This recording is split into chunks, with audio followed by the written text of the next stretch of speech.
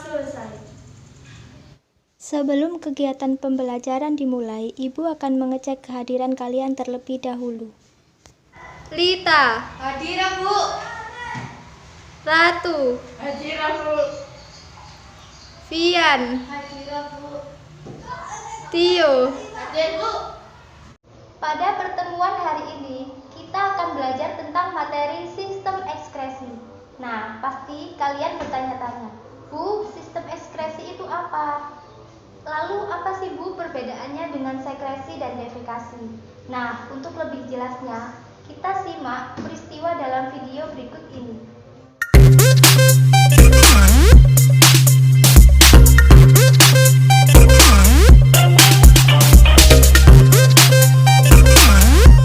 Pada video tersebut dapat dilihat bahwa terjadi proses pengeluaran keringat oleh tubuh yang dapat dikatakan sebagai sistem ekskresi. Nah, sistem ekskresi ini berbeda dengan sekresi dan defekasi. Sistem ekskresi merupakan proses pengeluaran zat sisa metabolisme yang sudah tidak berguna bagi tubuh. Sedangkan sekresi merupakan proses pengeluaran zat sisa yang masih berguna bagi tubuh seperti enzim dan hormon. Kemudian defekasi merupakan proses pengeluaran zat sisa pencernaan seperti feses. Sistem ekskresi memiliki beberapa fungsi. Yang pertama, melindungi sel-sel tubuh dari zat yang bersifat racun. Yang kedua, mengurangi kadar zat metabolisme tubuh agar tidak terjadi akumulasi atau penimbunan. Yang ketiga, dapat mempertahankan suhu tubuh atau termoregulasi. Sistem ekskresi memiliki beberapa macam organ penyusun, yaitu ginjal, paru-paru, hati, dan kulit.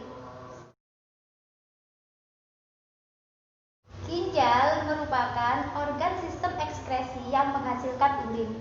Ginjal berfungsi sebagai pengatur produksi sel darah merah dan pengeluaran zat sisa serta zat yang bersifat racun.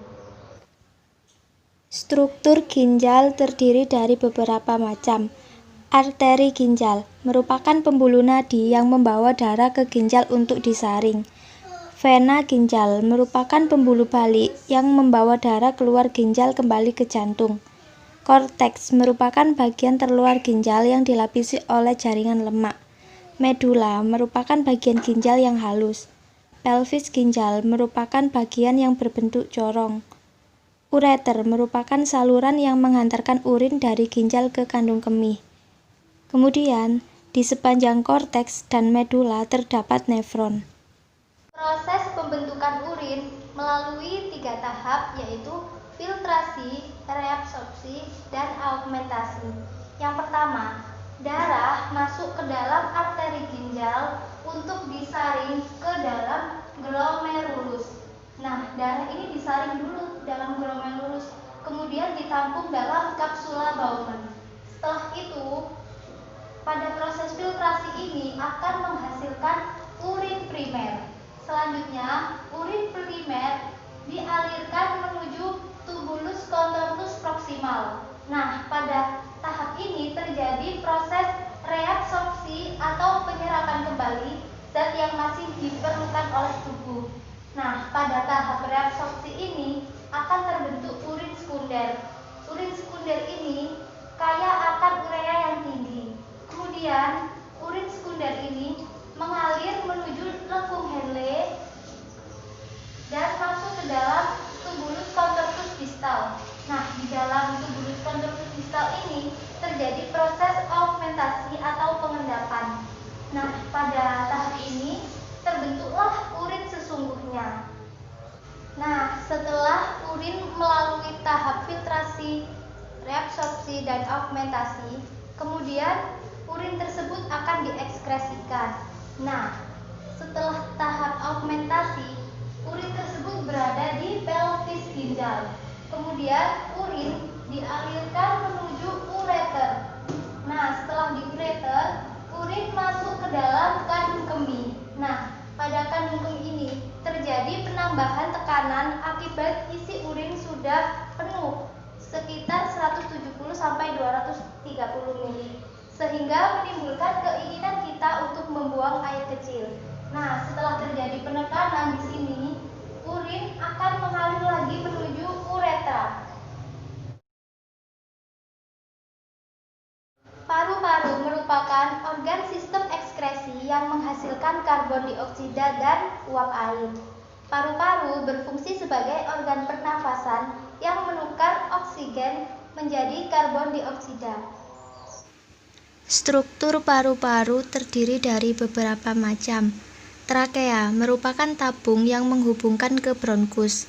Bronkus merupakan cabang batang tenggorokan. Bronkiolus merupakan cabang dari bronkus. Alveolus merupakan kantong udara kecil untuk pertukaran oksigen dan karbon dioksida. Pleura merupakan selaput yang melapisi paru-paru untuk mengurangi gesekan. Diafragma merupakan otot pernafasan di bawah paru-paru sebagai perbatasan antara rongga dada dengan perut. Proses ekskresi karbon dioksida dan uap air dimulai ketika kita menghirup oksigen, kemudian masuk ke dalam trakea, melewati bronkus dan bronkiolus, serta masuk ke dalam alveolus.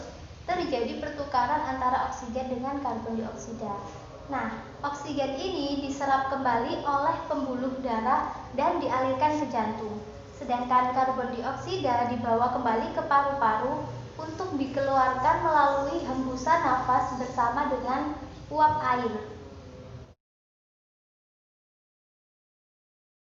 Hati merupakan organ sistem ekskresi yang menghasilkan urea dan zat warna empedu. Hati berfungsi sebagai tempat perombakan sel darah merah yang telah rusak. Struktur hati yaitu lobus yang terdiri dari lobus kanan, lobus kiri, lobus caudatus, dan lobus quadrat. Ligamen untuk penyangga hati, lobus, saluran empedu yang menghubungkan hati dengan kantong empedu, dan pembuluh darah. Proses ekskresi dalam hati dimulai dari adanya sel darah merah yang telah rusak dirombak dalam hati. Nah, perombakan ini menghasilkan globin, zat besi, dan hemin. Globin diubah menjadi hemoglobin baru. Kemudian zat besi diubah menjadi biliverdin untuk zat warna empedu.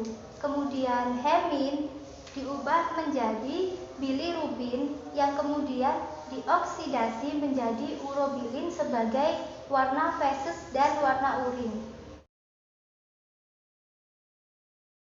Kulit merupakan organ sistem ekskresi yang menghasilkan keringat.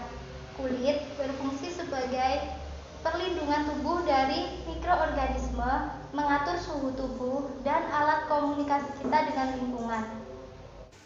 Struktur kulit terdiri dari beberapa lapisan.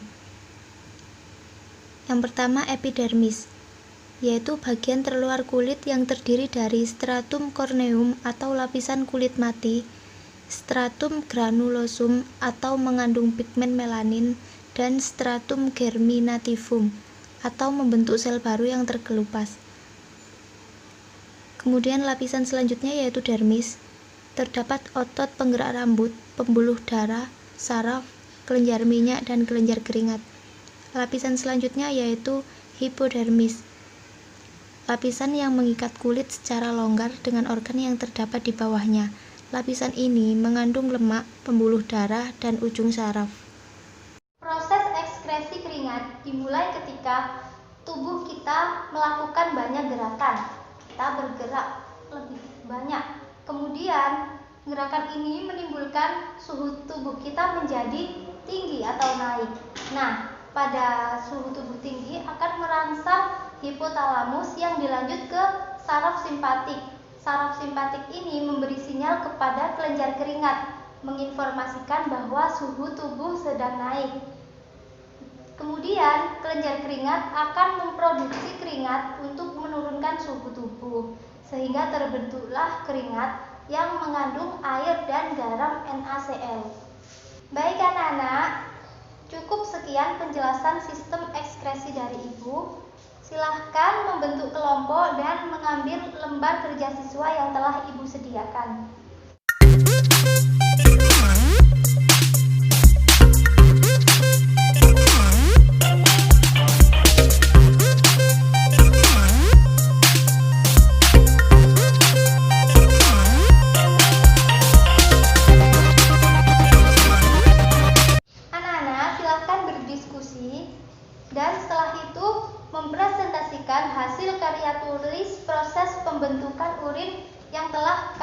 didiskusikan dengan kelompok masing-masing.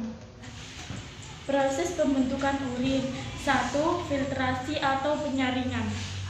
2. Reabsorpsi atau penyerapan kembali. 3. Augmentasi atau pengendapan.